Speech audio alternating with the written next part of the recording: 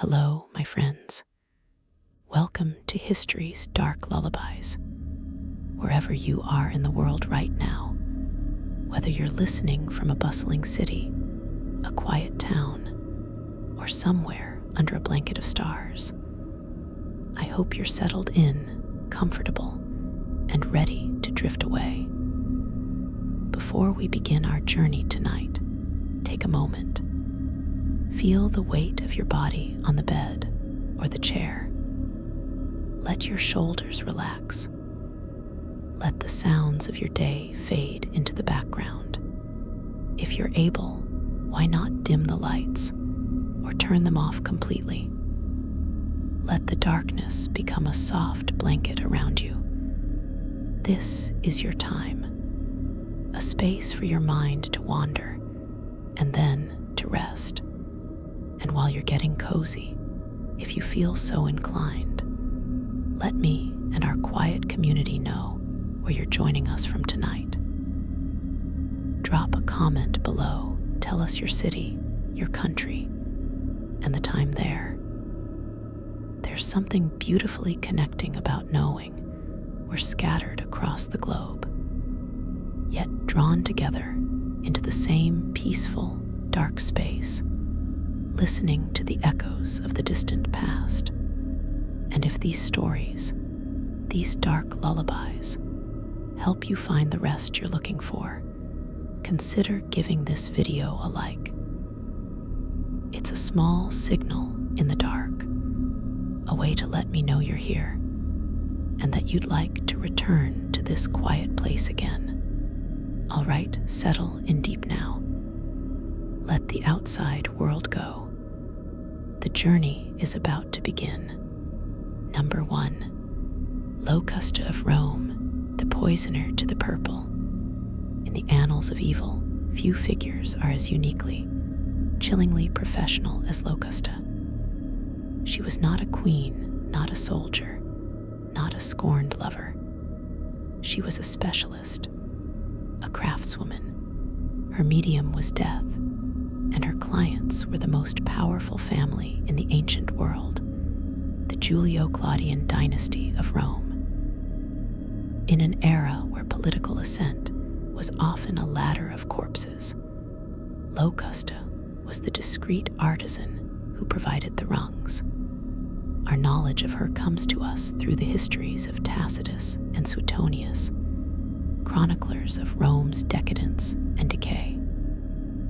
Locusta was a Sagarius, a dealer in potions, poisons, and abortifacients, operating in the shadows of the Subura, Rome's most notorious slum. But her grubby trade was elevated to the level of high art when she was summoned to the Palatine Hill.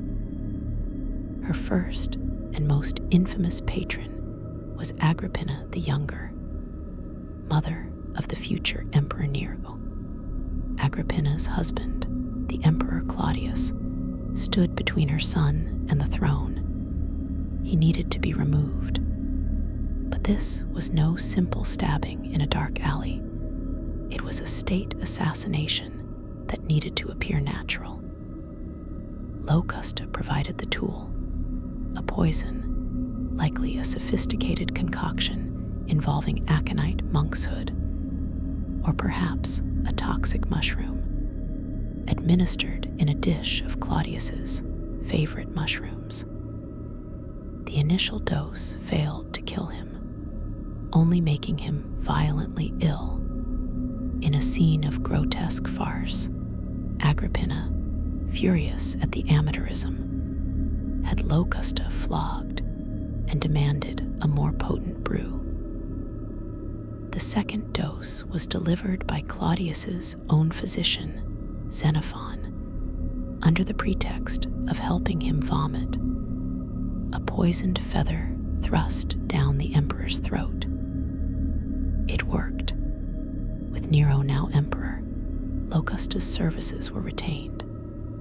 She became, in effect, the imperial toxicologist. Her next great commission was the murder of Nero's younger stepbrother, Britannicus, the rightful heir of Claudius's blood. Britannicus was well guarded, his food and drink tasted by a pregustator. Locusta's challenge was to create a poison that was both fast-acting and undetectable to taster. She devised a potion so swift it was said to kill in a moment. It was administered in a cup of wine at a palace dinner. Britannicus drank, collapsed, and died within minutes, convulsing at the very feet of Nero's guests. Locusta was not only pardoned for her past crimes, but rewarded with estates, students, and imperial protection. She was a state-sponsored serial killer.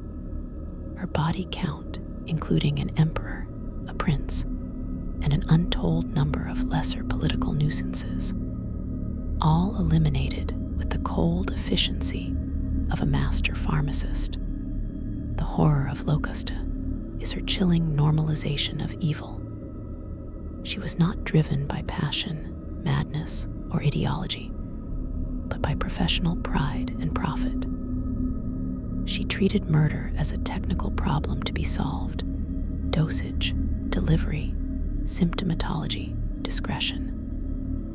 Her laboratory was a kitchen of death, and her patron was the Roman state itself.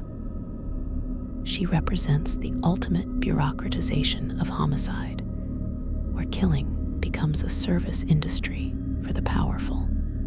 Her lullaby is the quiet grind of a pestle in a mortar, mixing nightshade and hemlock, the soft hiss of a poison being poured into an amphora of Falernian wine, and the satisfied, silent nod from the shadows of the palace as another obstacle to absolute power convulses and dies. A melody of murder made mundane, efficient, and state-approved. Number 2, the legend of Zhang Xianzhang, the Yellow Tiger, and the Sichuan massacres. We travel now from the polished marble of Rome to the war-torn, famine-ravaged landscape of 17th century China, at the violent twilight of the Ming Dynasty. Here, amidst the chaos of peasant rebellions and Manchu invasion, arose a figure whose legend is one of almost apocalyptic brutality. Zhang Xianzhang, the self-proclaimed great king of the West. He was not a discreet poisoner in shadows, but a force of nature armed with armies. A man whose purported crimes are so vast they blur the line between mass warfare and serial genocide, earning him the nickname Yellow Tiger for his ferocity and his reputed madness. Zhang was a rebel leader who carved out a brief, terrifying kingdom in the fertile province of Sichuan. Historical accounts, particularly the Ming-era chronicle Ming-Shi, are filled with horrific tales that may blend fact with anti-rebel propaganda. But the consistent portrait is of a personality steeped in paranoia and theatrical cruelty. His reign was a performance of terror. He is said to have erected a famous stone tablet with the inscription, "Heaven brings forth innumerable things to nourish man. Man has nothing with which to recompense heaven. Kill, kill, kill, kill, kill, kill, kill."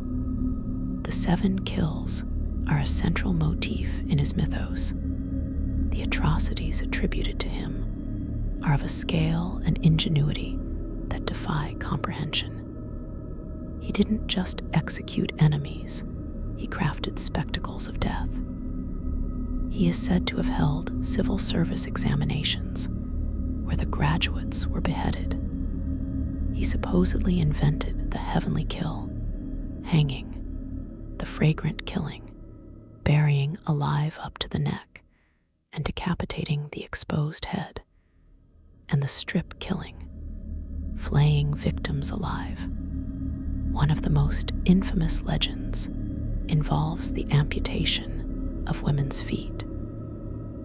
He is said to have collected the tiny, bound feet of slain women into piles, creating macabre pyramids or even a miniature mountain as a trophy of his conquest.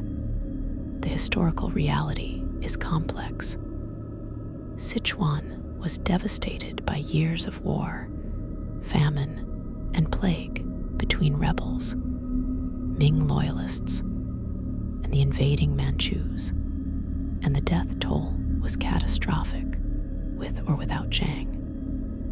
But his legend endures as the personification of that chaos.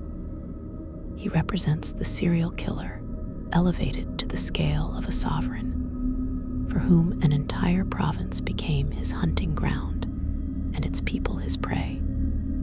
His killings were not for political consolidation like Locusta, but seemed driven by a nihilistic philosophy, a belief that creation itself was an imbalance that only endless destruction could rectify.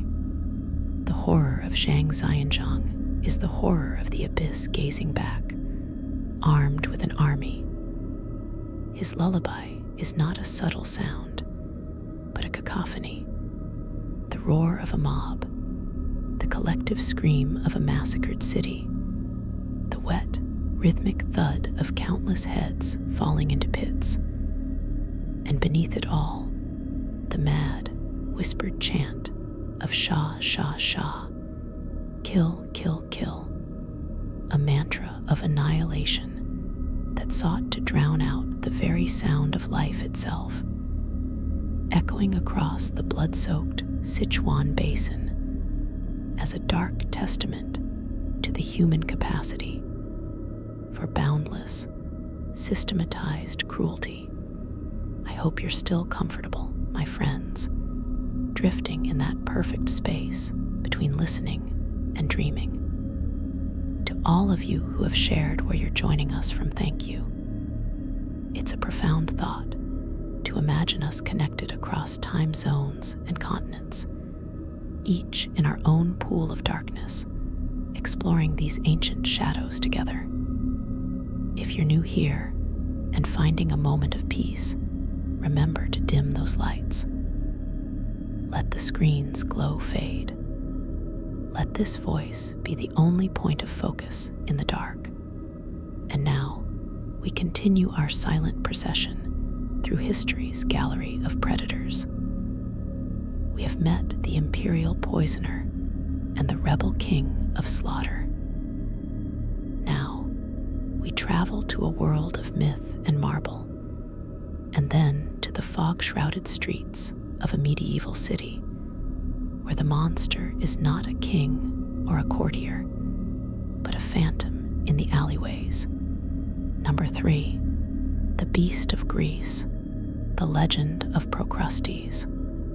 Before history was strictly written, it was told in stories that served as warnings. Our next figure dwells in that hazy borderland between myth and a possible, horrific reality. He is not found in royal chronicles, but in the heroic saga of Theseus, on the road from Trozen to Athens.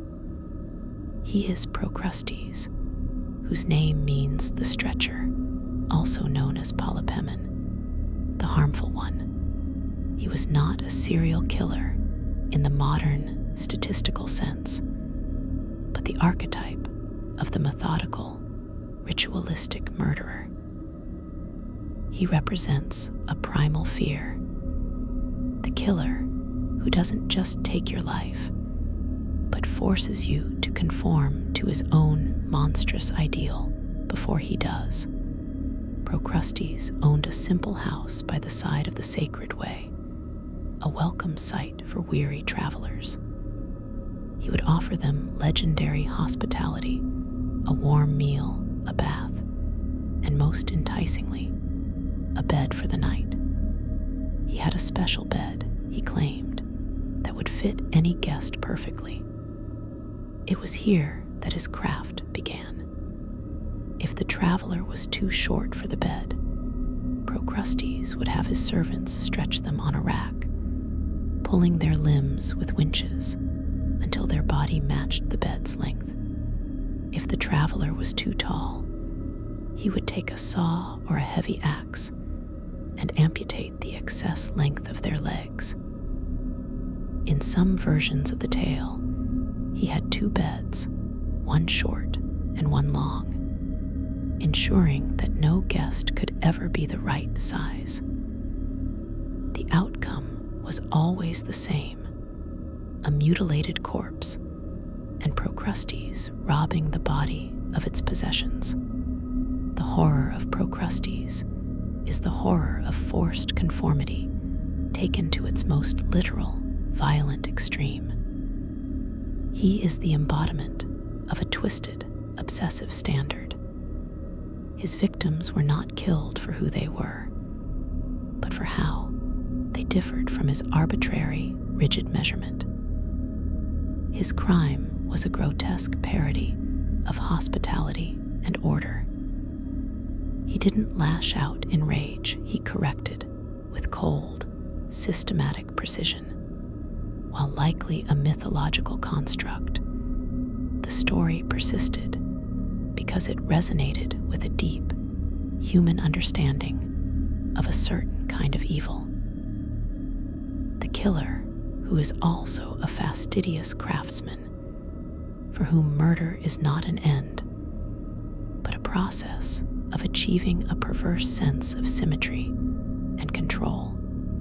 His lullaby is the sound of deceptive kindness, the crackle of a welcoming fire, the offer of a warm drink, giving way to the sounds of the workshop, the ominous creak of the rack's winch being turned, the terrible, muffled popping of tendons and joints, or the grating scrape of a saw on bone. It is a lullaby of false comfort that ends in the ultimate violation of the self.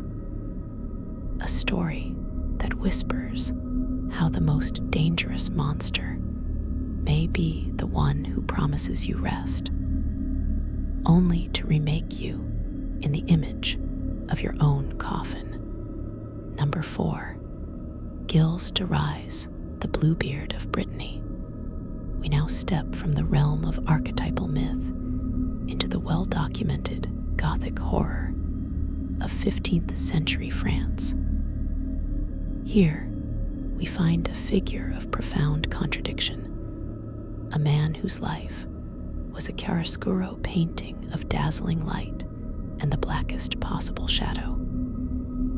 He was Gilles de Rais, Baron, Marshal of France, war hero, and companion in arms to Joan of Arc. He was one of the wealthiest nobles in Europe, a patron of the arts, who funded extravagant theatrical productions, and a personal choir of unmatched quality. And according to his subsequent confession and trial, he was also one of history's most prolific and sadistic serial killers. After the death of Joan of Arc and his retirement from military life, Gilles retreated to his vast estates in the French countryside, particularly the gloomy castle of Tiffauges. Here, surrounded by sycophants and occultists, his darkest compulsions took root.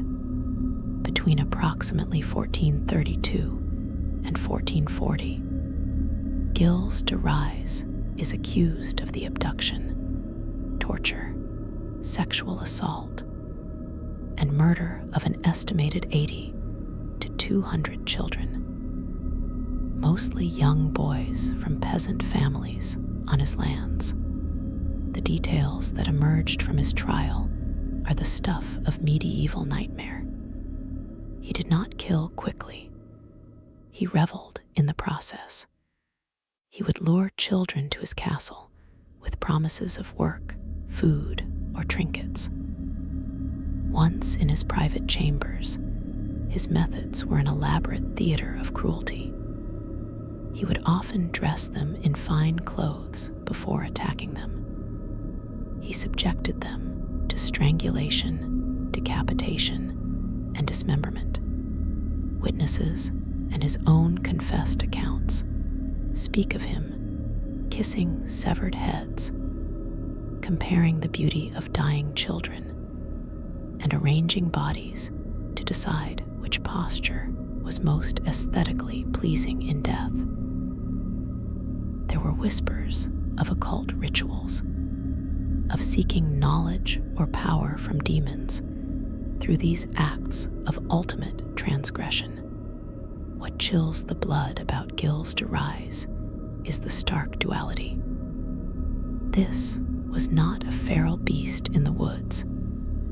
He was a cultured aristocrat, a man who had stood beside a saint on the battlefield.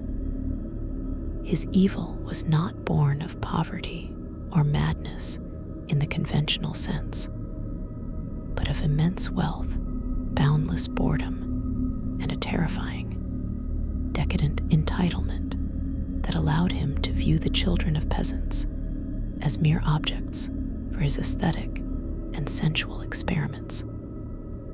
His killings were a hobby of the ultra-privileged, a secret art practiced behind the stone walls of his castles, while his choir sang sacred music in the chapel below. He was finally brought down not by peasant revolt, but by an ecclesiastical court, after he recklessly violated the sanctuary of a church during a dispute. The lullaby of Gilles de Rais is a dissonant symphony. It is the soaring, beautiful chant of his renowned choir echoing through the vaulted halls of Tiffauges, masking the muffled cries from the upper chambers. It is the rustle of expensive silk as he admires a terrified child dressed for a final, cruel pageant. It is the soft, final sigh after a strangulation, followed by the contemplative silence of an artist considering his work. It is the sound of absolute corruption, where unimaginable cruelty wears the face of nobility, culture, and piety.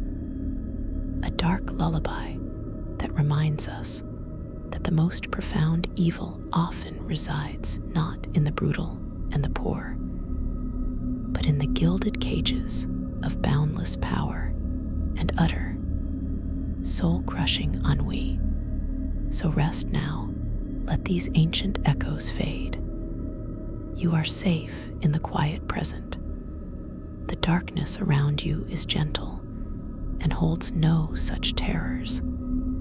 Sleep well. Number 5. The Pharaoh's Shadow, the Stranglers of Pharaoh Taharka, and the Cult of the Nile. Our search takes us now to the 25th dynasty of ancient Egypt, to the reign of Pharaoh Taharka, a Kushite ruler from Nubia. Here, we move away from the documented serial killer and into the realm of chilling ritual practice that, by modern definition, constitutes state-sponsored serial murder. This is not the work of a lone madman, but a sacred function. From the writings of the Greek historian Diodorus Siculus, we learn of a grim tradition associated with the burial of certain powerful pharaohs. According to Diodorus, when a great pharaoh like Taharka died, it was believed he would require a retinue of servants, guards, and intimates in the afterlife. But this retinue was not made of shapty figurines alone. The practice, he claims, involved the selection of the pharaoh's most loyal palace guards, often his Medjay warriors, and his favored servants. These individuals, who had lived in the shadow of the God King, were not simply expected to volunteer for death. They were honored by being chosen, and then they were strangled.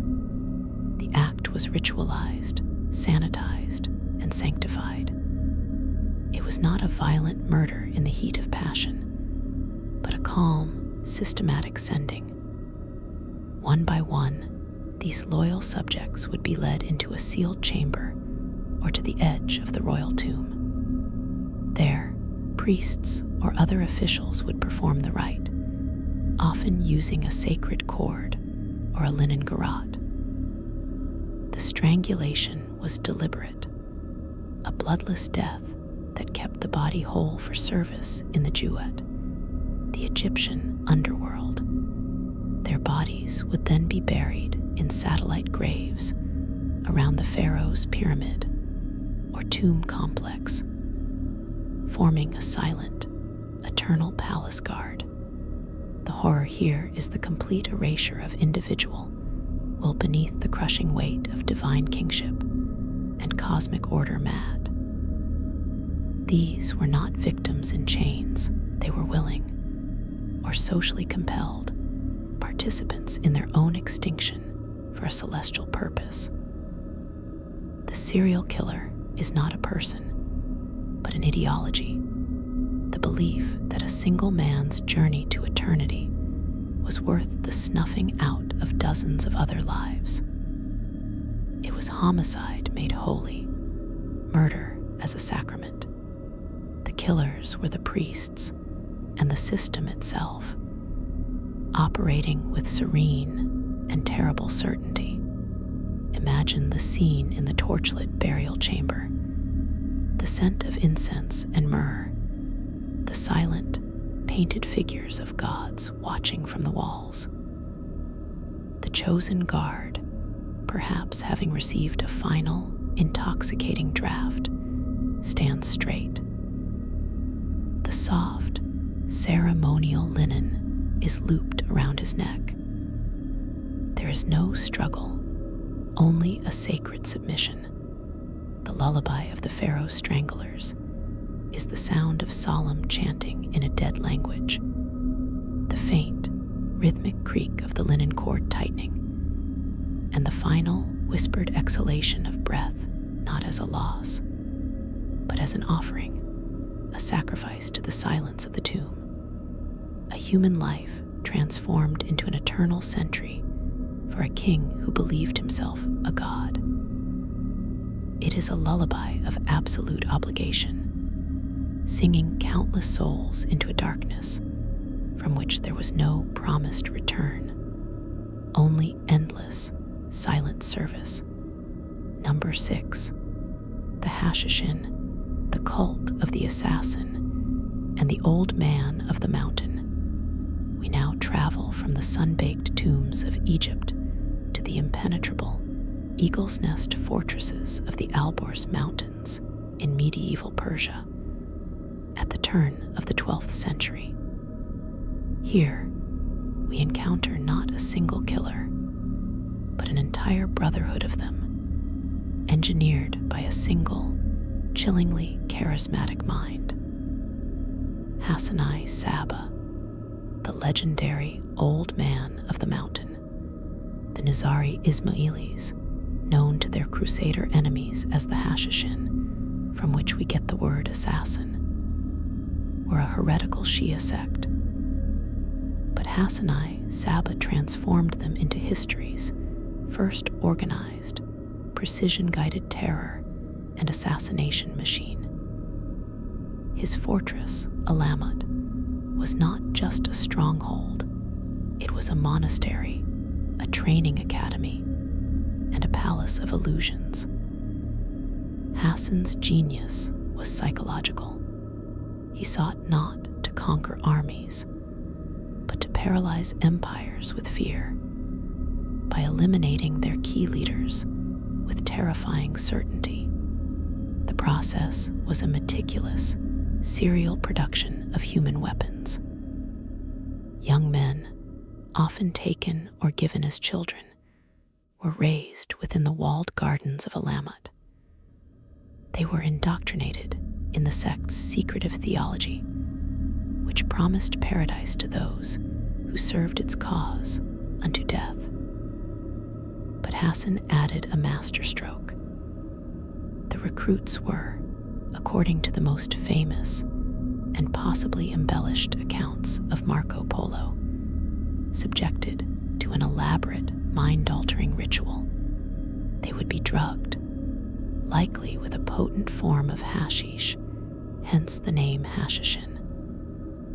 While in this stupor, they would be taken to a hidden, lush garden within the fortress, a paradise filled with flowers, flowing water, beautiful attendants, and every sensual pleasure. They would be told this was the preview of the eternal reward awaiting the faithful martyr. After hours or days in this paradise, they would be drugged again and removed. Awakening back in their sparse quarters, they were convinced they had glimpsed the afterlife itself, granted to them by the divine power of Hassanai Saba. From that moment, they were fit-in self-sacrificers. Their will was utterly subsumed. They would be trained in languages, customs, disguise, and the single, deadly use of a dagger. An order would come from the old man. The fit-in would travel, sometimes for years, infiltrating the court of a vizier, a sultan, or a crusader king. Then, in broad daylight, in the most public and secure of places, they would strike, plunging their dagger into the target with no regard for their own escape. Death was guaranteed and welcomed as a ticket back to the garden. The horror of the Hashishin is the horror of the manufactured fanatic. Hassanai Saba was a serial killer on an industrial scale, but his victims were twofold: the powerful men he had murdered across the Middle East, and the souls of his own followers, which he systematically erased and reprogrammed. He didn't just kill, he crafted killers, serializing the very process of creating a human weapon designed for a single, spectacular act of murder-suicide. He turned faith into a weapon and paradise into a psychological trap. The lullaby of Alamut is a dissonant one. It is the sound of whispered theological secrets in a stone cell, the distant, enchanting music from the secret garden drifting on the mountain air, and the sharp, final shink of a dagger finding its mark in a crowded mosque or palace, followed not by cries of panic, but by the assassin's serene, smiling acceptance of the blades that will cut him down. A sound that heralded not just a death, but the terrifying success of a master puppeteer who had learned to turn living men into utterly devoted, smiling missiles of death. It is the lullaby of ideology weaponized, a melody that sings not of sleep, but of an awakened, unwavering march into martyrdom. Number 7, the plague bringer of Lyon, the case of the Rimpend, the terror.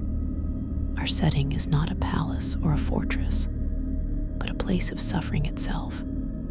Lyon, France, in the grim, God-fearing year of 1538. The Black Death is a living memory, a nightmare that creeps back in cycles. In such times, people see signs in everything, and into this atmosphere of paranoia and pious dread stepped a figure who should have been a solace. A hospitalier, a lay brother who worked among the sick and the dying at the Hotel Dieu, the city's great hospital. His name is lost, history only by the deed that damned him. The Rimpend, the Terror or Ripper, the story recorded in municipal archives and chronicles, is this. Over a period of months, patients in the hospital, particularly those already weak, those whose deaths would not raise immediate alarm, began to die with disturbing, specific injuries. Not from plague, but from horrific, focused mutilation. Their bodies, when prepared for burial, were found to have been opened, their abdomens or chests slashed post-mortem, their viscera disturbed. The city was gripped by a terror deeper than plague. This was no act of God. This was a defilement, a sacrilege in the very house of mercy. Suspicion, a twisting vine in the dark, eventually curled around the hospitalier. He was a quiet man, devoted to his grim work, perhaps too devoted. Under interrogation, a process that in the 16th century was its own form of horror, a confession was torn from him. The details are spare, which makes them all the more chilling. He admitted to entering the wards in the dead of night, selecting those on the brink of death, and using his surgical knowledge not to heal, but to explore, to see what drove him. Was it a twisted anatomical curiosity, a desire to understand the seat of the soul by rifling through its earthly container? Was it a psychotic break, a form of mercy taken to a grotesque extreme? Or something darker, more ritualistic, born of the medieval obsession with mortality and corruption? He claimed, it is said, to have done this to over 60 corpses. 60 silent, helpless patients whose final moments of peace were stolen, whose bodies became his clandestine laboratory. He was not killing for political gain, for treasure, or for passion. He was killing, if his victims were not already technically dead from disease, for a glimpse, for knowledge, or for a compulsion so alien it could only be explained as diabolical. The horror of the Rimpend is the violation of the ultimate sanctuary. The hospital is where we surrender our broken bodies, trusting them to care. He turned that place into a private charnel house. His lullaby is the sound of a single set of footsteps on a cold stone floor in the long, plague-scented night. The soft creak of a bed frame as he leans over a feverish form. The barely perceptible slice of a lancet in the dark, not to bleed, but to peer, and the silent, secret observation that follows a man alone with the hidden machinery of life, turning the sacred duty of care into a serialized, surgical sacrilege. It is a whisper that says the monster is not always at the door. Sometimes he is the one holding the candle at your bedside, his compassion a mask for a bottomless, inquisitive hunger. Number 8, the monk of Montreal, the confessor's predation. We travel now from the hospital to the confessional, to the sun-drenched island of Sicily in the late 16th century, to the glorious Norman Cathedral of Montreal, its walls shimmering with golden mosaics of Christ Pantocrator. Beneath this splendor, in the shadowy wooden booth where souls were bared to find absolution, a different kind of communion took place.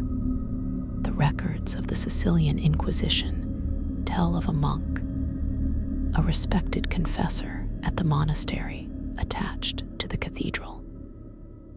For years, He heard the intimate secrets of the women of the town, their sins, their shames, their fears. He learned their vulnerabilities, the contours of their private lives, and he began to use this sacred knowledge not for salvation, but for predation. His method was a masterpiece of psychological and spiritual manipulation. He would identify a penitent, often a young woman, a troubled wife, someone whose confession revealed a deep anxiety or a fragile moral standing. A few days after her confession, he would appear at her home, not in the public square, but at her private door. His face would be a mask of grave urgency. "Daughter," he would say, his voice low and tremulous with portent. "In your confession, you omitted a grave sin, a sin so dark God has revealed it to me. Your soul is in mortal peril. The devil has a claim on you." The woman, terrified, would beg for guidance. The monk would then prescribe a penitential rite to drive out the demonic influence. But this rite, he would insist, was so secret, so powerful, that it must be performed in absolute privacy and with physical contact. It might involve holy oils applied to bare skin or binding with sacred cords to constrain the demon, or other intimate, violating acts disguised as exorcism. He wielded the fear of hell to coerce sexual submission, turning the sacrament of penance into a serialized ritual of rape. The horror here is the corruption of the most intimate bond of trust in medieval Catholic life. The confessional was the channel to God's mercy. This monk made it a pipeline to his own perversion. He weaponized divine authority and the terror of eternal damnation to serially violate the very souls entrusted to his care. His victims were trapped twice over by his physical acts and by the paralyzing belief that to expose him was to admit to the sin he had invented and to defy God's own intermediary. His lullaby is the sound of a slide of a wooden grate in a confessional, the whisper of sins that should have been safe with God. It is the soft, ominous knock on a private door hours later. The tremulous, sacred Latin phrases twisted into a script for violation. The stifled sob of a victim who believes her soul's survival depends on her submission to this holy terror. It is not a lullaby of violence, but of profound spiritual betrayal, a melody that uses the hope of heaven to orchestrate a living hell, one trembling victim at a time. Under the glittering, unseeing eyes of the mosaicked Christ, high above. Number 9. The Bog Butcher of Frisia, the legend of the Dodlegger, the Death Dragger.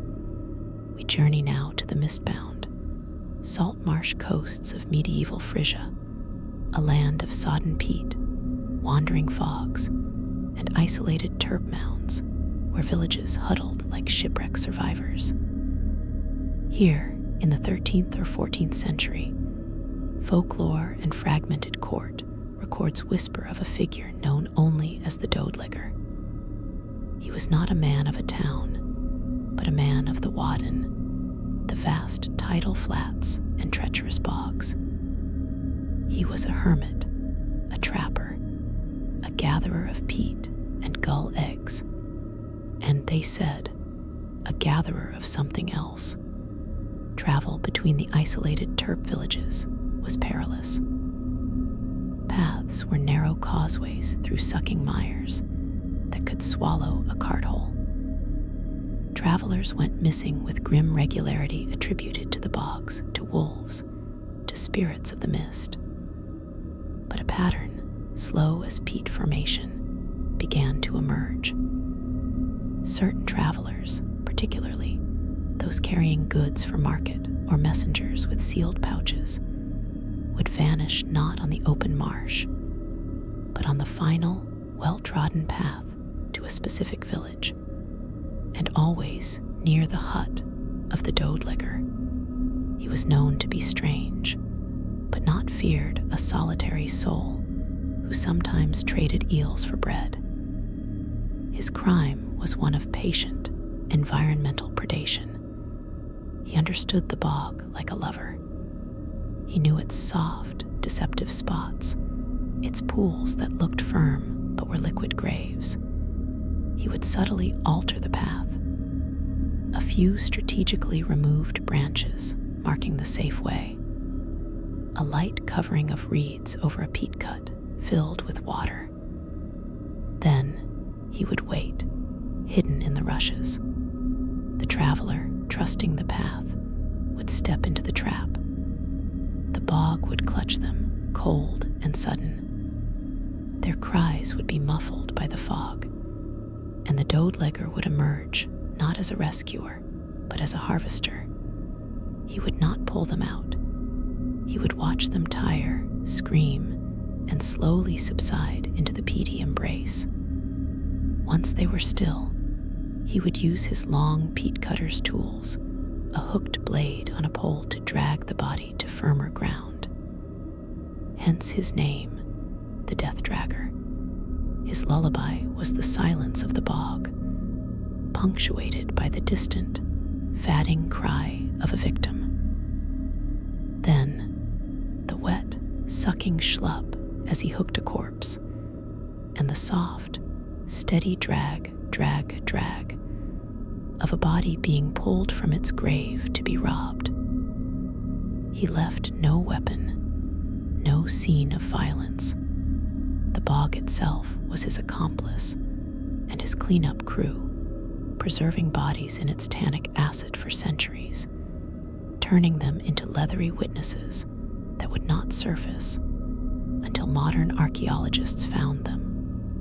Often with the noose or cord he used to strangle the still living still around their neck. His killing was an act of merged ecology and murder. He was a serial killer who used the landscape as his weapon, his hiding place, and his evidence locker. His song is the eternal sigh of the wind over the wetlands, a lonely, hungry sound that offered not passage, but a permanent, muddy quietus. Number 10, the bibliomancer of Cordoba, the scholar killer. Our final journey takes us to Al-Andalus, the intellectual jewel of the medieval world, Cordoba, in the 10th century. The Caliph's library, the Al-Hakam II, is a wonder, housing hundreds of thousands of volumes on philosophy, medicine, astronomy, and forbidden sciences. Here, among the scent of ink, parchment, and sandalwood, worked a different kind of predator. Not a thug, but a scholar of profound, unsettling brilliance. Let us call him Ibn al-Munadim, son of the Forbidder, a name we shall invent for this phantom of the stacks. He was a translator, a copyist, a man who trafficked in ideas. His obsession was not with flesh, but with knowledge in its purest, most dangerous forms, the kind of knowledge that could unmake a man's soul or a kingdom's stability. Heretical Gnostic texts, treatises on necromancy from Byzantium, forbidden Greek materialist philosophies that denied the soul. He believed, with a fanatic's conviction, that such knowledge was a toxin to the faithful, that to read it was to be infected, and that the only way to purify the world was not to burn the books, for fire might spread the ideas as smoke, but to eliminate the minds capable of understanding them. His method was a dark parody of scholarly debate. He would identify other intellectuals, young, curious theologians, visiting Persian astronomers, Jewish physicians delving into Neoplatonism. He would befriend them, share a meal, discuss geometry. Then, subtly, he would offer a taste of the forbidden, a copied page from a blasphemous text, left seemingly by accident, a whispered rumor of a hidden manuscript. He would gauge their reaction. Did their eyes light with curiosity, with hunger? If they took the bait, he would ensnare them. He would arrange a private meeting to discuss the text, deep within the labyrinthine library at night. There, amid the towering shelves, the discussion would turn. He would argue not to convince, but to condemn, accusing the other of heresy, of corruption. And then, in the absolute silence of the book-lined cell, he would enact his verdict. He used tools of the scriptorium, a heavy lead inkwell to stun, the sharpened edge of a bronze ruler, or a length of strong silk cord used for binding folios. The killing was quiet, precise, almost ritualistic. He would then use his unparalleled knowledge of the library's catacombs to hide the body, bricking it up in a disused archway, weighting it, and sinking it in a cistern beneath the foundation, leaving the victim to be catalogued among the lost scrolls. His lullaby was the rustle of vellum, the scratch of a quill. It was the sound of a compelling, heretical argument made in a hushed, thrilling tone. And then, the sudden, dull thud of an inkpot against a temple, the brief, choked gasp swallowed by the immense, indifferent silence of a million unread books. His victims didn't just die, they were censored, removed from the great text of humanity for daring to read the wrong paragraph. He was a serial killer whose motive was a warped form of intellectual purity, a bibliographic extermination. His song is the sound of a turning page that becomes a death warrant, a whisper of enlightenment that ends in the absolute, final silence of the tomb-sealed archive. Number 11, the werewolf of the Rhine, the ferryman of Kroppenstadt. Forget the fairy tale beast. Our setting is the 15th century Holy Roman Empire, along the dark, forest-choked stretches of the Rhine River. Here, between the isolated village of Kroppenstadt and the nearest market town, the river was the only highway, and the only way across was a lone ferry, a leaky punt pulled along a rope by a man named Hartwin. He was a hulking, silent figure, missing 2 fingers on his left hand, with eyes the color of the river under a winter sky. To the villagers, he was a necessary evil, his price high, his manner surly.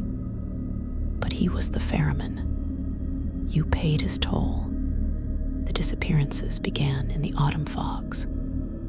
A swineherd taking 2 prized pigs to market. A peddler with a pack full of needles and ribbons.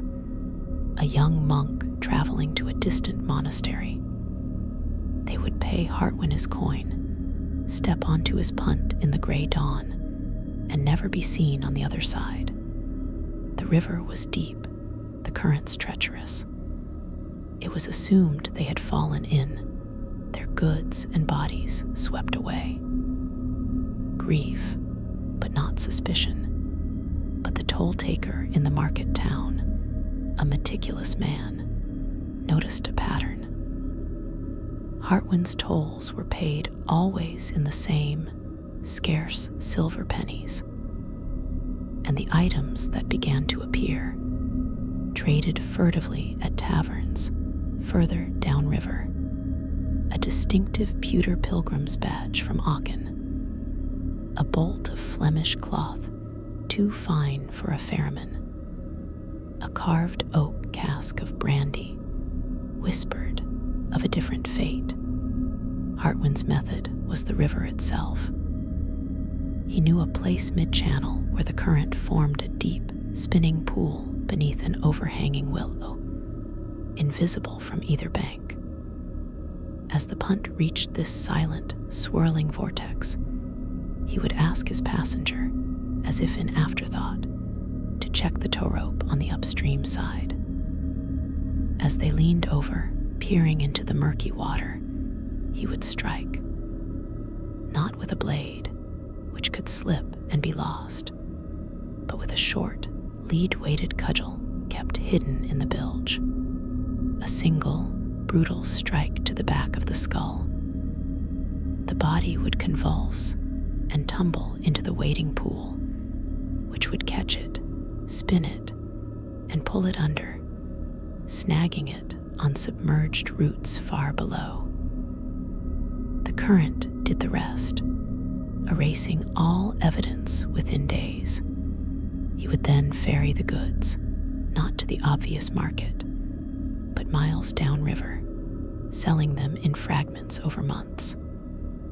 His lullaby was the rhythmic creak of the wooden pulley on the tow rope, the lap of black water against the punt, and the sudden, wet crack that was swallowed instantly by the river's murmur.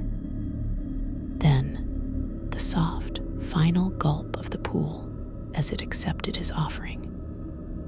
He was a serial killer who used geography as his accomplice. He didn't haunt the woods, he was the crossing. His evil was a toll paid in flesh, his violence as regular and unseen as the current. His song is the eternal, patient flow of dark water, a melody that promises passage, but delivers only a cold, silent embrace in the deep. Number 12. The Sichuan well poisoner, the drought merchant. We travel now to a famine-stricken province in Ming Dynasty China, not in a time of war, but in a time of biblical drought. The earth is cracked like a dragon's skin, the crops are dust, and water is worth more than jade.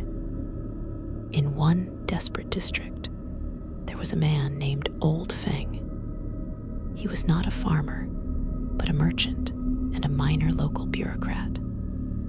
He owned a deep, stone-lined well in the courtyard of his walled compound, one of the few that still held a trickle of bitter, muddy water. As the drought wore on and village wells turned to dust, Old Feng became a pivot of life and death. He would sell water at extortionate prices to those who could pay. To those who could not, he offered alternatives. A daughter's service as a household drudge in perpetuity for a daily bucket. A family's fertile land signed over in a mark for a month's supply. He grew vastly richer in land and indentured souls as the land died. But then a new horror began. Families who had refused his terms, who had hoped to survive on dew and stolen sips, began to fall ill after finally relenting and buying his water. Not just ill violently, cramping ill, dying in agony with blackened lips. It was assumed to be the drought sickness, a miasma from the parched earth. But the local magistrate, a weary but thorough man, found a thread. The deaths only occurred among those who had recently begun buying from Old Feng after initially refusing him. Those who had been his customers from the start were weak, but alive. The magistrate investigated Feng's well under the guise of a water divining ritual. In the silt at the very bottom, wrapped in oiled silk and weighted with a stone, his men found a small, porous clay jar. Inside was a dense, concentrated paste of arsenic and crushed seeds of the jequirity bean, a slow, cumulative poison. Old Feng's method was one of cruel, patient economics and chemistry. For the compliant, he sold mere water. For the defiant who later came begging, he would lower the poisoned jar into their assigned bucket before drawing it up, imparting a lethal dose. He wasn't killing to rob their bodies, but to make an example. To prove that his mercy was the only mercy, and that defiance led not just to thirst, but to an excruciating public death that would terrify others into submission. Lullaby was the sound of the well-windlass turning, with a tired, wooden groan, the bucket splashing into the distant water far below. It was the sound of a parched throat swallowing what it believed was salvation.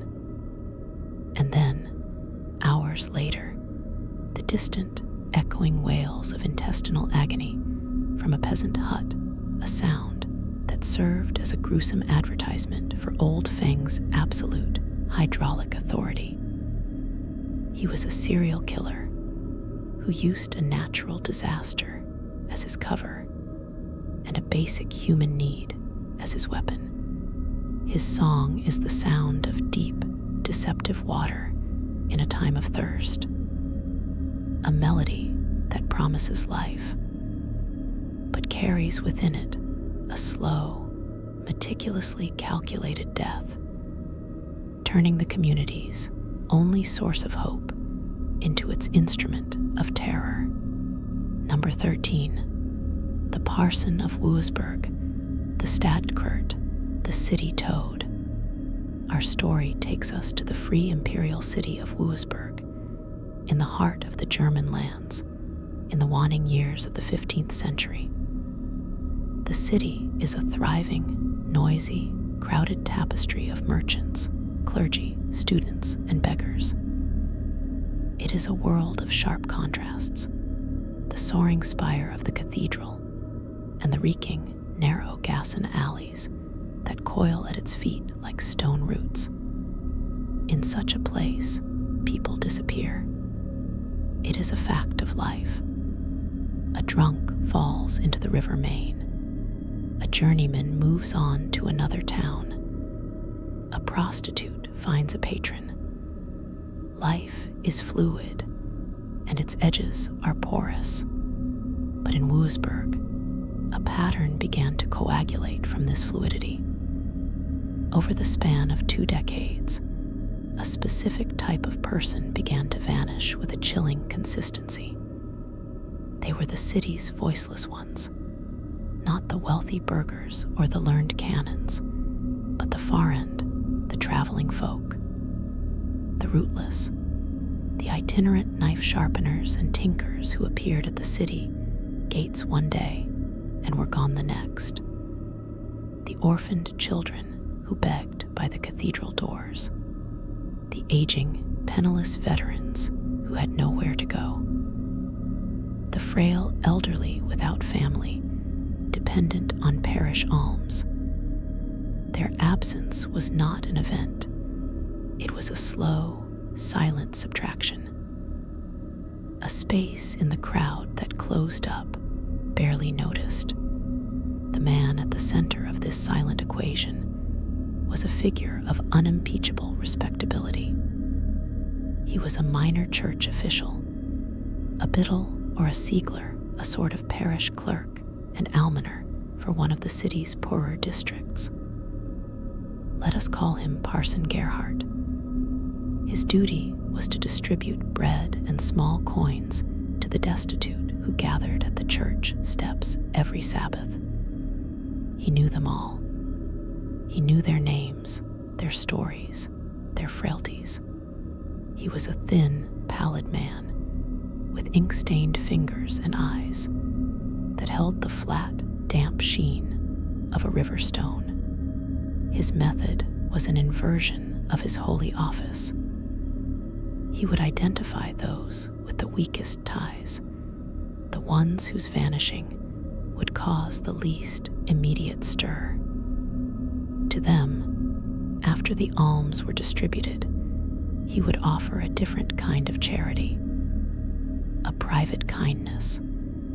The public dole is meager, he would murmur, his voice a confidential rustle.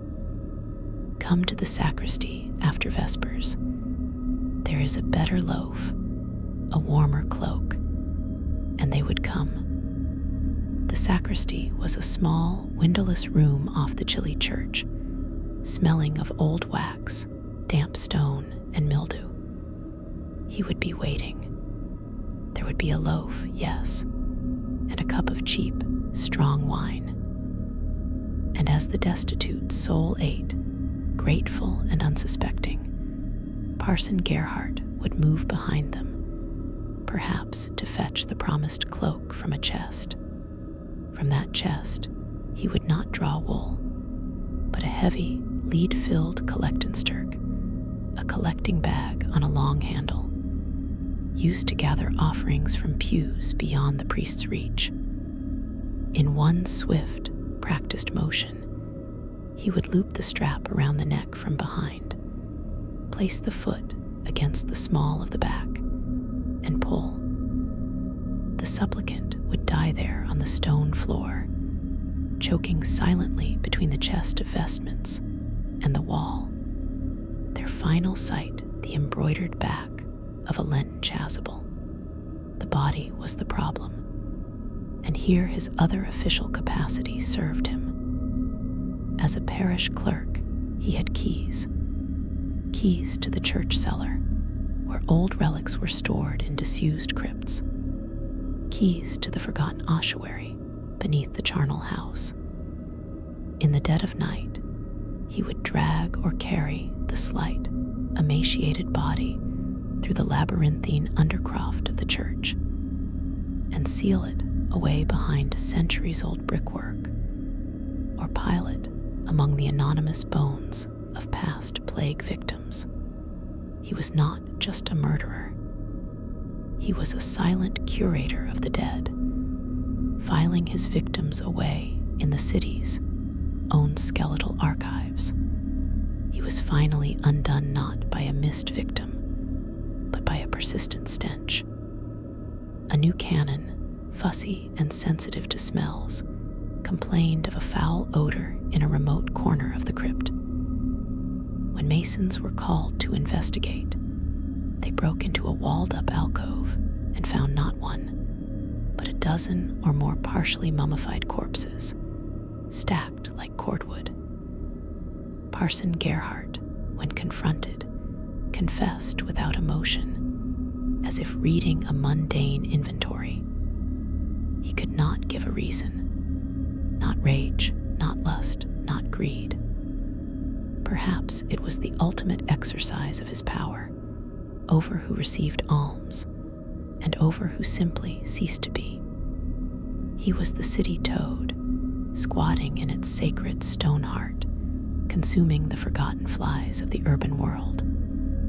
His story is not one of dramatic violence, but of a slow, administrative evil, a bureaucratic removal of human beings, conducted with the cold efficiency of a parish ledger and the eternal silence of a consecrated vault. Number 14, the Blood Countess, Elizabeth Bathory de Etched. We step now from the shadowy sacristy into the candlelit grandeur of a Renaissance castle, and from historical obscurity into a legend so dark it has seeped into the very bedrock of folklore. This story is woven from trial transcripts, whispered testimonies, and 4 centuries of horrified fascination.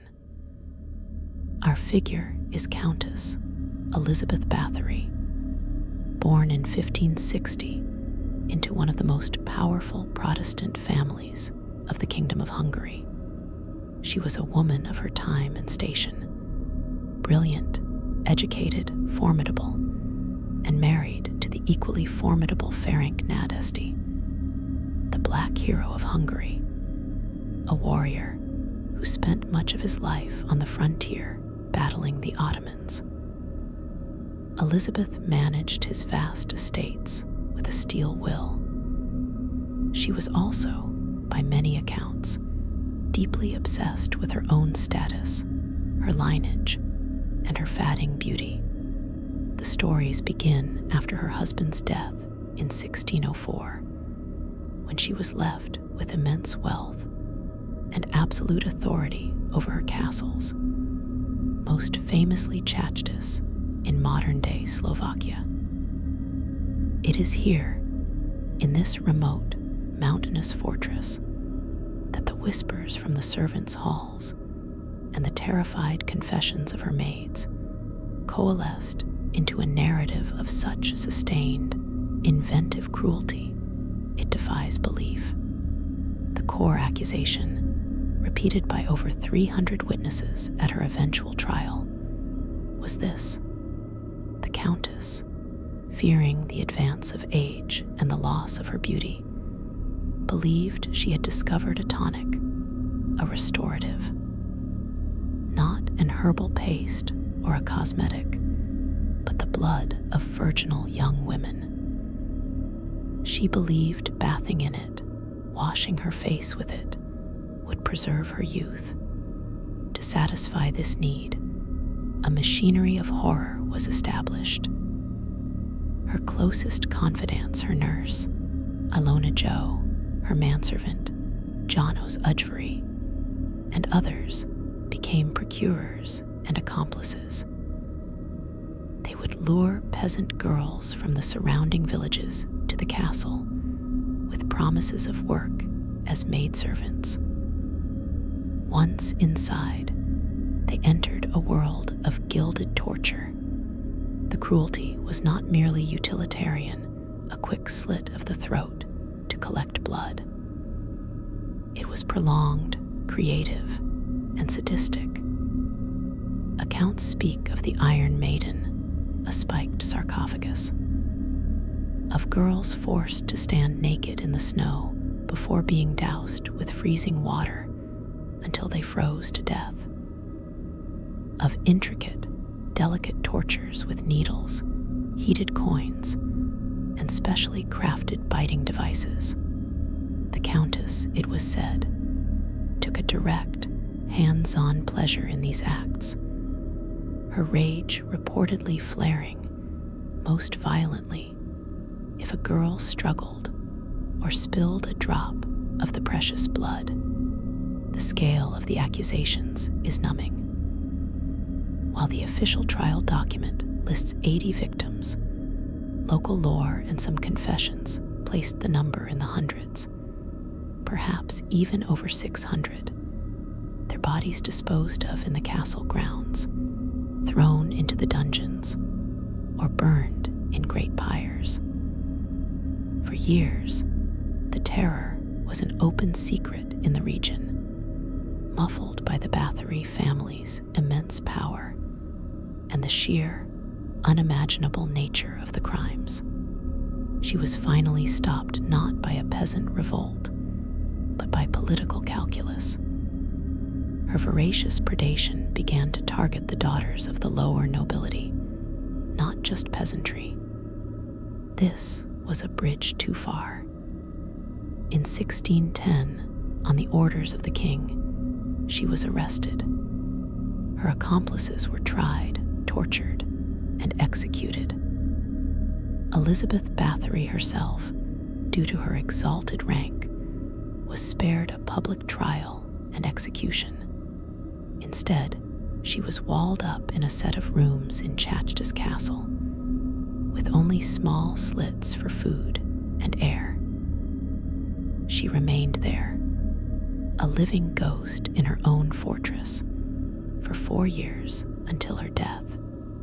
Her story is the ultimate dark fairy tale. It is Bluebeard's castle made real, a legend of vanity so profound it transmuted into a blood-drenched ritual. Whether every horrific detail is fact is debated by historians. The bloodbath may be a later, sensational addition, with her crimes being those of a monstrously sadistic serial torturer and murderer of servant girls. But the essence remains, a figure of near absolute power in a remote place, for whom human life, particularly the lives of young women, became a disposable commodity in the service of her own obsession.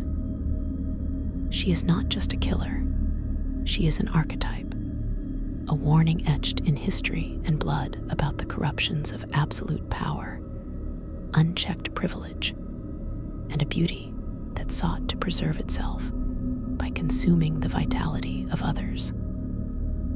Her tale is the cold, stone silence of a sealed tower, where the last sounds were not of a lullaby, but of the final, fatting heartbeat of a kingdom of fear. Number 15, the wreckers of Dunwich, the bell ringers of the lost city. Our story takes us to the 14th century, to the once great port of Dunwich on the east coast of England. Dunwich was a jewel, a bustling hub of trade with its own fleet, its own member in Parliament, and a dozen proud churches whose bells rang across the marshy heaths.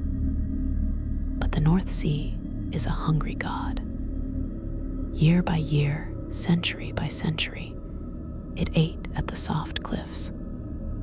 Great chunks of the town, church by church, street by street, toppled into the boiling surf.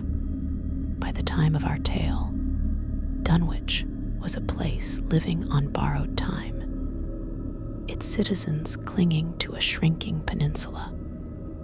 The roar of the sea, a constant, grim companion in their ears. In such a place, a certain kind of economy took root. It was not an official trade, but everyone knew of it. It was called wrecking. When storms drove ships onto the sandbars and shingle beaches, the townsfolk would swarm down to the shore. By law, any salvage from a wreck belonged to the crown or the local lord. In practice, in the chaos of a howling gale in the dead of night, who was to say what was found and what was taken? It was a gray area, a grim harvest from the sea. But in Dunwich, a small, tight-knit group of men, brothers, cousins, fishermen whose own boats had been taken by the sea, pushed this grim practice into the realm of active, serial murder. They were not content to wait for the storm to deliver its gifts.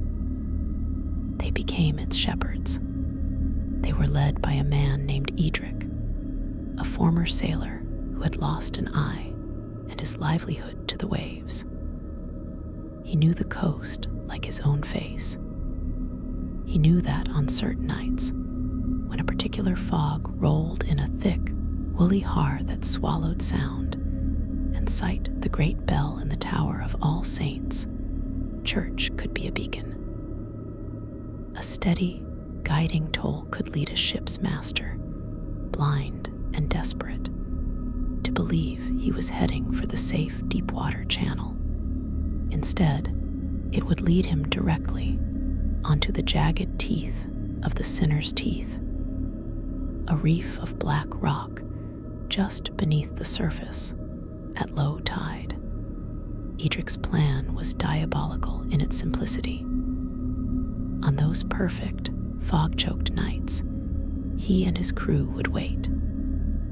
They would listen for the faint, mournful blast of a horn from a ship feeling its way along the coast. Then they would act. 2 of them would climb the rotting bell tower of All Saints, the church whose graveyard was already crumbling into the sea. There, with careful, measured pulls, they would ring the great bell, not the frantic clang of alarm, but the slow, solemn, reassuring toll of a parish church marking the hours. A sound that promised safety, community, and a guiding hand. Out in the blinding fog, the ship's master would hear it. His heart would lift. A bell, land, a port. He would steer toward the sound, giving orders to press on. The bell ringers, with a chilling precision, would slightly adjust the rhythm, pulling him ever so subtly onto the deadly course. They could judge it perfectly by the changing sound of the ship's own horn in the fog. The crash, when it came, was a terrible, splintering cacophony swallowed by the muffling fog. Then, the sounds they truly waited for, the screams of men, the crack of timbers, the hiss of a dying ship. Edric and his men would not rush. They would wait for the sea to do its first work of breaking the ship and drowning most of the crew. Then, like crabs scuttling across the shingle, they would descend. They worked with efficient cruelty. Any survivor clinging to the wreckage, any sailor washed ashore gasping and broken, was not rescued. A boot heel to the temple, a knife in the dark, a weight tied to an ankle. The witnesses had to vanish. Only then would the real collection begin. Barrels of wine, bolts of Flemish cloth, coins from strongboxes pried from the captain's cabin. For years, this was their ritual. The bell tolled not for prayers, but for predation. The people of Dunwich heard the crashes, of course. They found the flotsam. They whispered about Edric's luck. But in a town dying by the sea, where everyone was complicit in the grey harvest, who would speak? The victims were strangers, foreigners, ghosts in the fog. Their deaths were just more driftwood for the fire. The horror of the Dunwich wreckers is the perversion of a symbol of sanctuary into a tool for slaughter. They weaponized hope itself. The bell, whose sound was meant to comfort the living and mourn the dead, became a siren song leading to murder. Their story is the sound of that bell, deep, resonant, holy, cutting through the thick, salty fog, and the terrible, wet silence that followed its last echo, broken only by the soft, greedy whispers of men moving among the dead. Number 16, the Laguna Strangler of Venice, the plague doctors do. We travel from the cold, ravenous North Sea to the warm, stagnant heart of the Venetian lagoon in the year 1631. The plague has returned. La Serenissima is no longer serene. The city is a beautiful, stinking tomb. The canals seem to flow with a thicker, grayer water. The glorious Piazza San Marco is empty, but for the scurrying of rats and the slow, grim procession of corpse collectors. In this atmosphere, where death is a constant public visitor, a private, more selective murderer found perfect camouflage. He was a medico della peste, a plague doctor. In his long, waxed coat, his beaked mask stuffed with herbs and lavender, he was an anonymous, terrifying figure of authority. He moved from quarantined house to pest house, his identity hidden, his purpose grimly accepted. But one such doctor, we shall call him Dr. Rix, saw not a duty in the chaos, but an opportunity. He understood the system, the fear, the isolation, the utter vulnerability of the quarantined. His method was born of the crisis. He would be assigned a Casa de Mort, a house where infection had been reported. He would enter, the dreaded figure of the beaked mask and the long, probing rod. He would examine the sick, pronounce his diagnoses. But he would take special note of those who were not yet sick, the elderly relative hiding in the attic, the healthy servant locked in with the family, the wealthy merchant who had barricaded himself in his study, terrified but untouched. These were the vulnerable, but not to plague. They were vulnerable to him. A day or two later, he would return after dark. He would not come to the main door, but to a side canal entrance, a Rio Terra. He carried no medicine. He carried a length of fine, strong silk cord, the kind used for expensive drapery. He knew these houses, their layouts, their panic rooms. He would slip inside, a shadow in a city of shadows. His chosen target, already half mad with fear of the disease, would see the plague doctor's mask emerge from the darkness of their own home and would likely freeze, thinking the end had come. Dr. Rixai would not speak. He would move with a swift, clinical purpose. The cord would come out. The strangulation was quick, efficient. A doctor's knowledge of anatomy ensured it.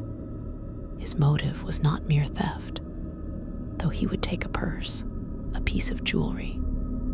His motive was inheritance. He had, through his position, access to the city's quarantine and death records.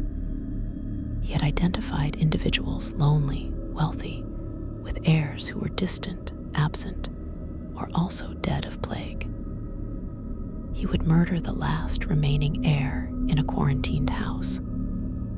With no one to claim it, the estate, after a period, would fall to the city's coffers, which were managed by officials who could be bribed, or into which a clever man with inside knowledge could find a way to divert funds.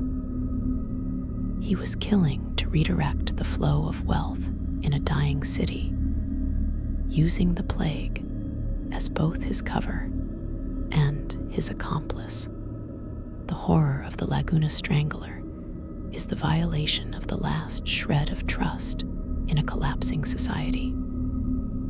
The plague doctor was the only figure who could cross the threshold between the living world and the doomed one. He was the last contact with hope, however faint. Dr. Rixai turned that final hope into the instrument of death. His victims did not die of the Black Death. They were murdered by the very symbol of the fight against it. His story is the sound of lapping, plague-tainted water against a palazzo's foundation in the dead of night. The soft creak of a gondola pole, the rustle of a waxed coat in a dark hallway, and finally, the brief, muffled struggle against a cord that, in the victim's terror-blurred mind, must have felt like the final, cruel grip of the pestilence itself.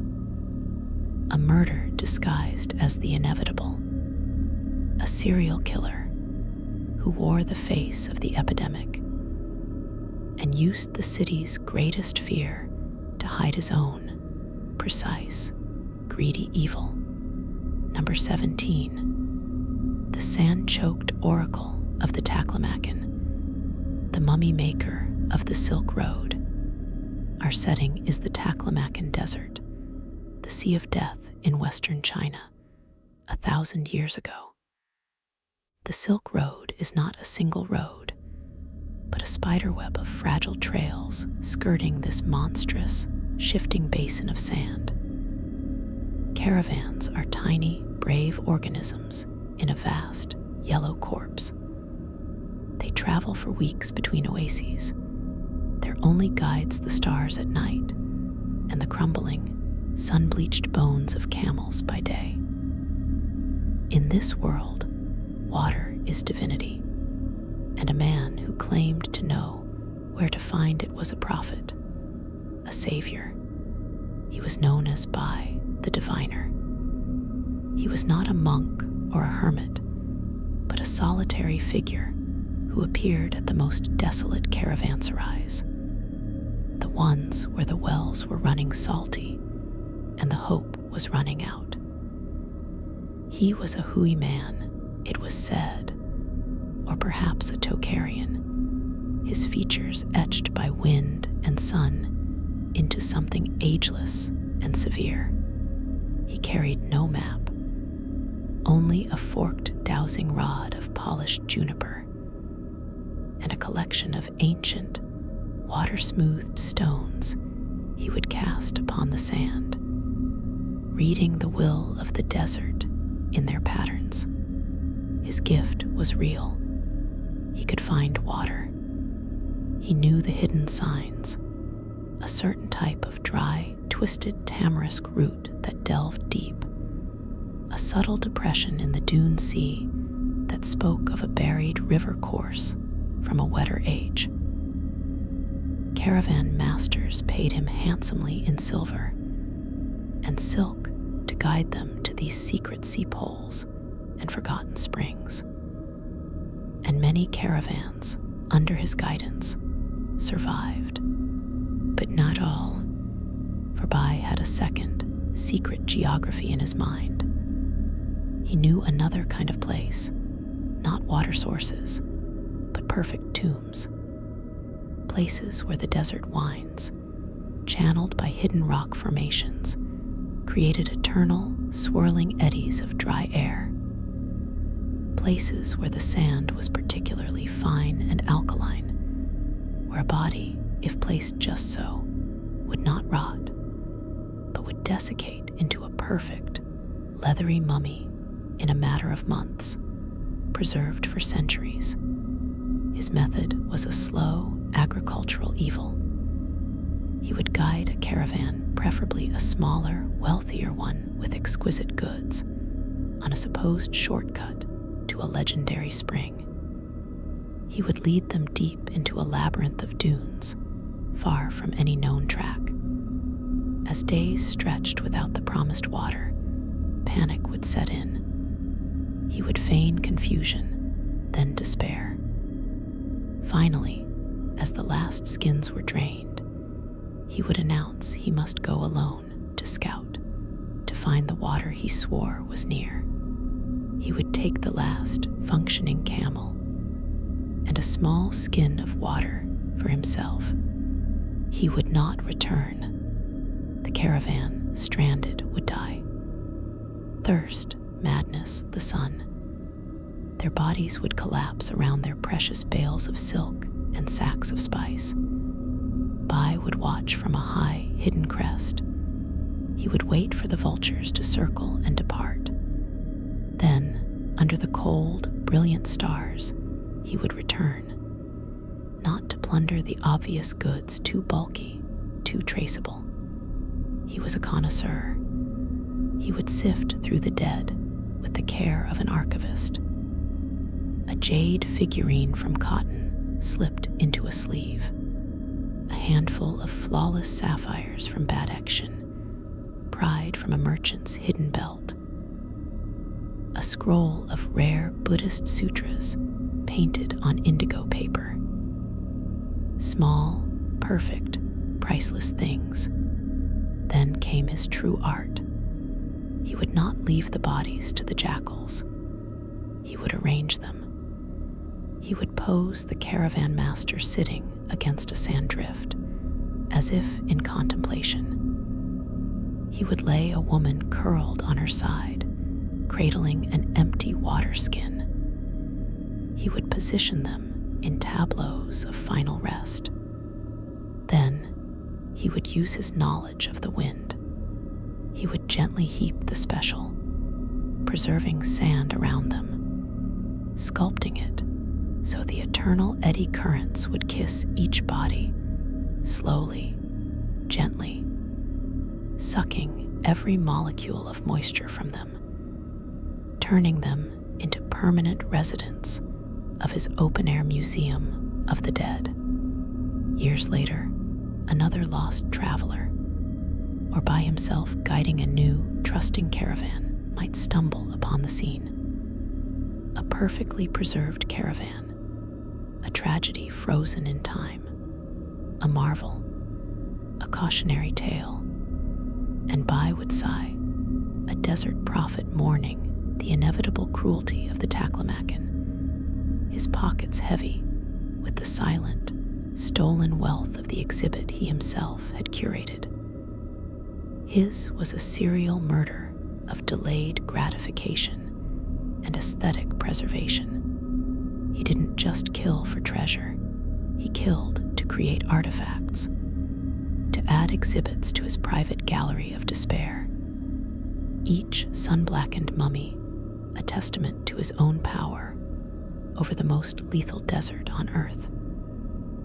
His story is the sound of the wind, that ceaseless, sighing wind scouring flesh into leather, and the silent, patient settling of 1 billion grains of sand, each one a witness to a crime that looked, for all the world, like a simple act of nature. Number 18, the ice mirror killer of the Andes, the Carasuru, the one who takes the frost face, high in the Cordillera Blanca of the Inca Empire, in a remote Ailu community. So high the stars seemed to crackle with cold, there existed a position of terrible, sacred responsibility. The Carasuru. This was not a priest, but a kind of forensic shaman, a man who understood the language of frozen death. His duty was to tend to the Kapakacha, the children sacrificed on the sacred peaks, to appease the mountain gods and ensure harmony. But his deeper, more secret knowledge was for those who died by the mountain's casual wrath. Avalanche, fall, exposure. When a shepherd or a chasqui runner went missing in the high passes, the Carasuru was summoned. He would ascend where others feared to tread.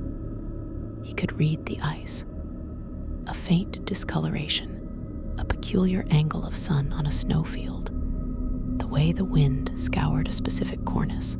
These were his texts.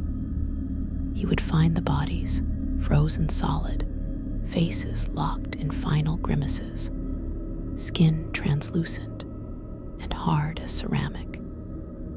His sacred task was to prepare them for their journey to Hananpacha, the upper world. This involved rituals, prayers, and the careful, gentle melting of the ice, just enough to close the eyes and mouth, to give the face an aspect of peace. But in one generation, in one isolated valley, the Carasuru was a man named Adok, Fox, and Adok discovered a secret. He found that if a body was frozen in a very specific way, if it fell into a certain crevasse where the wind funneled in a perfect, dry stream, the ice would form not in opaque chunks, but in a clear, glassy layer over the face, like a perfect lens. And if the face beneath was contorted in terror or surprise, this ice mirror would capture and magnify that expression, with horrific, beautiful clarity. Adok was a man haunted by faces. The serene, doped faces of the Kapakacha children bored him. They were offerings, already gone. But these accidental deaths, they held the raw truth of the mountain's indifference. He became addicted to that truth. He began to not just find these victims, but to create them. His method was the mountain itself. He would identify a solitary traveler, a trader from a lower valley, a young man from a rival Ailu come to court a local girl. Adok would befriend him, offer to guide him on a shorter path across the pass. He knew the hidden crevasses, the unstable snow bridges. A gentle nudge at the precise moment, the crack of snow, a short, echoing cry swallowed by the immense white silence. He would mark the spot. Later, after the storms had done their work, he would return as the dutiful Karasuru, discovering the tragedy. He would retrieve the body, now perfectly frozen in its icy tomb. In his hidden ice cave sanctuary, he would perform his private ritual. He would carefully chip away the surrounding snow, leaving only the magnificent, clear ice mask over the victim's terrified face. He would build a small shelf of ice and prop the head there, angled to catch the faint blue light that filtered through the glacier. He would sit for hours, staring into these frozen mirrors of mortal terror, seeing his own dim reflection superimposed over the victim's final moment. A god contemplating his work.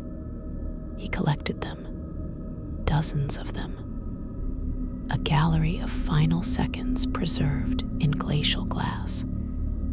He didn't take their goods, he took their last emotion. He was a serial killer who murdered for a sacrament of empathy, to possess and worship the pure, unadulterated moment of mortal fear. His lullaby was the absolute, deafening silence of the high glacier, broken only by the musical ping of his ice chisel and the sound of his own breath, fogging in the cold as he stared, enraptured, into the frozen, terrified eyes of his latest acquisition. A curator of the moment, where life became a fixed, beautiful, and permanent artifact of ice. Number 19. The steam fitter of Manchester, the hum of the loom. Manchester, England. The 1840s. The world is being remade by the rhythm of the loom and the hiss of the steam engine. The great satanic mills rise like cliffs of brick, their windows glowing infernal orange through the perpetual coal smog night. Inside, the air is a soup of cotton dust and sweat, the noise a deafening, physical assault of clattering shuttles and driving belts. Here, human beings are not citizens. They are components, lubricated by poverty and fed into the machine's maw to produce wealth they will never see. In one such mill, the Atlas Works, there worked a foreman named Silas Rudge. He was a man made of the same iron as the machines he served, tall, gaunt, with a face permanently streaked with black grease, and a voice that had been worn to a gravelly rasp from shouting over the din. His god was efficiency. His scripture was the production ledger. A stopped loom was a sin. A slow worker was a heretic. The Atlas Works operated day and night on 2 shifts. But a curious pattern emerged, a pattern only someone like Silas, who knew the machine's every groan, would notice. Every few months, on the transition between the night shift and the day shift, in the pre-dawn gloom when exhaustion was at its peak and supervision at its lowest, one of the large, central drive belts, a monstrous, 10-inch wide loop of leather and hemp that transferred power from the steam engine to a bank of 30 looms, would snap. It was a catastrophic event. The belt, under tremendous tension, would whip out with the force of a cannon shot, a lethal blur of motion in the crowded half-dark. It never failed to find a victim. It would disembowel a piecer by crawling underneath to fix a thread. It would decapitate a doffer girl, replacing a full bobbin. The death was always instant, gruesome, and most importantly, unquestionably accidental. A tragic, inevitable cost of industry. The factory inspector would come, sigh, fine the owners a paltry sum, and order a new belt fitted.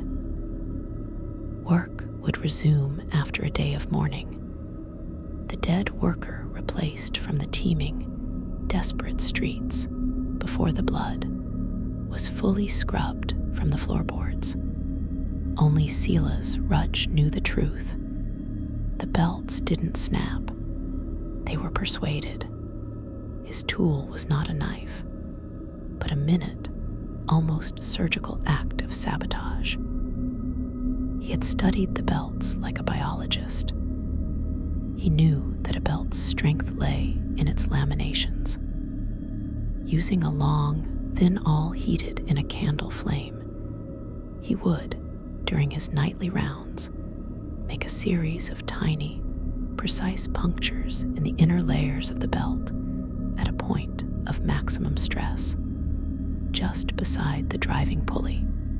He would inject a few drops of a slow-acting acid he concocted from chemicals stolen from the wool-scouring vats. The acid would eat away at the hemp fibers from the inside, weakening them imperceptibly. The belt would run for days, weeks, under normal strain. But he could calculate, almost to the hour, when the cumulative fatigue and the chemical decay would intersect, causing a catastrophic failure at the moment of peak load, which was always during the shift change. Why, not for thrill, not for any personal grudge against the poor souls he murdered. For Sela's, it was a dark engineering problem, a perverse equation.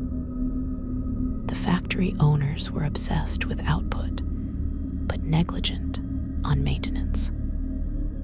A new, state-of-the-art belt, which Sela's would recommend after each accident, increased efficiency by 5%. 5% more cloth, 5% more profit. The death of a nameless, penniless worker was, in his mind, simply the necessary catalyst to trigger an upgrade. He was optimizing the system, and the system required periodic sacrifice. He was a serial killer who murdered for marginal gains, who saw human life as a variable in a production quota, a lubricant for the gears of progress.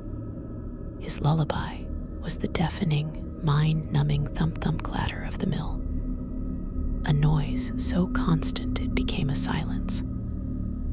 And within that silence, the sharp, sudden crack like a rifle shot, followed not by screams, the noise was too great, but by the sudden, spreading pool of crimson on the worn wooden planks, a stain quickly swallowed by the sawdust and grease. Another decimal point of improvement secured. Number 20. The siding ghost of the transcontinental, the switchman's calculus. America, 1869. The final, frenzied race to drive the Golden Spike at Promontory Point, Utah. The Central Pacific Railroad pushes east from Sacramento, battling the Sierra Nevada with the blood of Chinese laborers. The Union Pacific thrusts west from Omaha, a moving city of Irish graders, ex-soldiers, gamblers, and whores. Between them lies a howling wilderness and a ribbon of freshly laid iron. This is not a road. It is a frontier of its own, a linear, smoking, clanging city of violence and ambition on a desolate stretch of the Union Pacific Line in the Wyoming Territory, where the land is a flat, sagebrush-strewn desolation under an endless sky. There was a remote siding, a short, secondary track where trains could pull off to allow others to pass. The man who tended this lonely outpost was a Civil War veteran named Ezekiel, Zeke Kane, a taciturn man with a frostbitten foot that gave him a slow, rolling gait.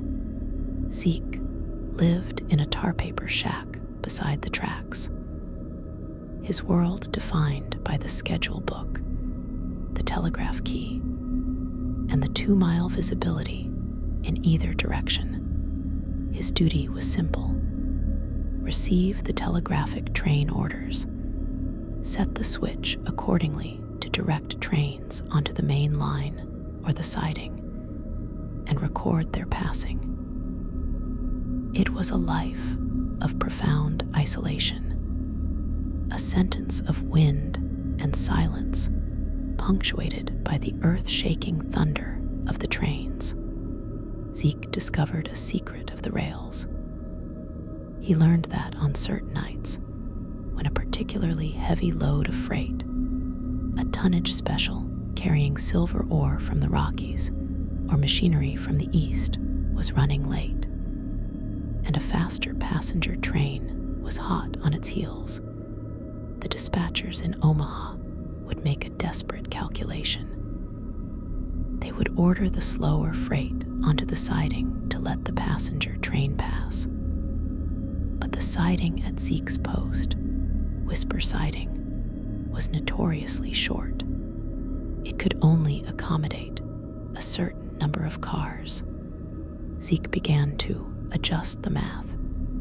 When he received the order to sideline a long freight, he would study its manifest, telegraphed ahead. He would note the composition, perhaps 40 cars of ore, followed by a deadhead, empty passenger car for crew rest, followed by the caboose. He would perform his own calculus. The siding could fit, say, 38 cars. Something had to be left protruding onto the main line. The rule was the caboose, its crew warned to be ready to detach. Zeke had a different solution. In the dead of night, before the train arrived, he would take his long iron switch bar and, with meticulous, malicious care, misalign the switch points by a 1/4 inch. Not enough to be seen in a lantern's glow. Not enough to derail a slow-moving engine, but enough that when the heavy freight cars, weighed down by tons of ore, rolled onto the misaligned joint, the wheels would experience a sudden, violent jolt. His target was never the engine or the caboose. It was the weak link, the light, empty deadhead car in the middle. The jolt, transmitted down the line of heavy cars, would often be enough to pop the coupler pin on the lighter car or snap its outdated, brittle link. The freight train would stop, thinking it had simply broken a knuckle, a common event. The crew would descend into the dark, lanterns swinging, to investigate. This was when Zeke's second act began. he would emerge from his shack, playing the concerned switchman.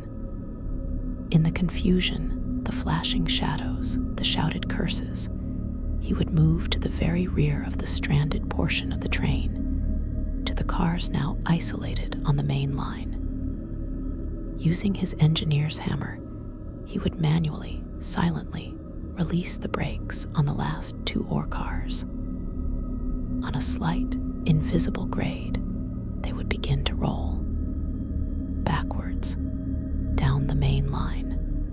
Minutes later, the fast passenger train, the Flyer, would come roaring out of the darkness, its engineer trusting the clear track ahead.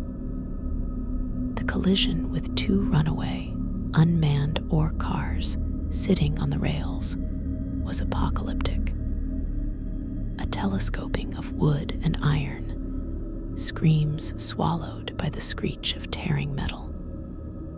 Dozens, sometimes hundreds, dead. In the ensuing chaos, Zeke's tiny sabotage was never found. The blame fell on the freight crew for improper securing, on the broken coupler, on the tragic folly of chance. And Zeke, he would be a hero, the lone man pulling survivors from the wreckage, the reliable witness. And in his pocket, after the news went out on the wire, would appear a money order sent anonymously from a railroad supply company back east, a company that was a front for a consortium of investors who had heavily bet against the Union Pacific stock, a stock that would plummet with every major public disaster. Zeke Kane was a serial killer of the industrial age. His weapon was physics and corporate greed. His victims were not people to him, but variables in a financial equation. He murdered for market manipulation, creating catastrophic accidents as a short-selling strategy. His lullaby was the lonesome wail of a train whistle in the vast, empty night, a sound of connection and promise. And then, the distant, ground-shaking crump of the impact, a sound that traveled for miles across the silent prairie, a thunderclap of profit born from meticulously engineered death on the rails.